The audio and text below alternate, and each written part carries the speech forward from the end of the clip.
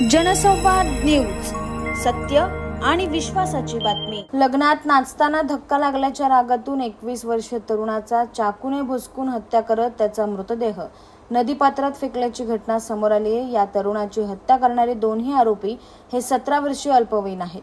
ही घटना शहापूर तालुक्यातील कासगाव हद्दीत घडली आहे। या प्रकरणी शहापूर पोलीस ठाण्यात खुनाचा गुन्हा दाखल करण्यात आला आहे।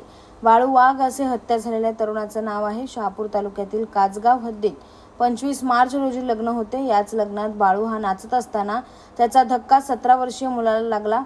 यावरून त्यांचा वाद झाला। त्यानंतर या दोन्ही अल्पवयीन मुलांनी त्या तरुणाला निर्जन स्थळी गाठून त्याच्यावर चाकूने वार करत हत्या केली।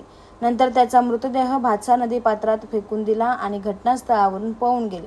बाळू वाघ याची हत्या झाल्याचे शवविच्छेदनाच्या अहवालातून समोर येताच शहापूर पोलिसांनी अज्ञात आरोपी विरोधात खुनाचा गुन्हा दाखल केला। आरोपीचा शोध सुरू केला असता या गुन्ह्यातील दोन्ही 17 वर्षीय अल्पवयीन मुलांना ताब्यात घेण्यात आले।